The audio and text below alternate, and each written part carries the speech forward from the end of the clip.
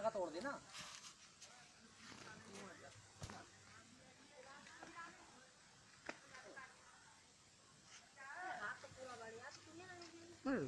पकड़े रहिए संग तो पकड़ ले। पकड़िए आराम से, पकड़िए आराम से ना।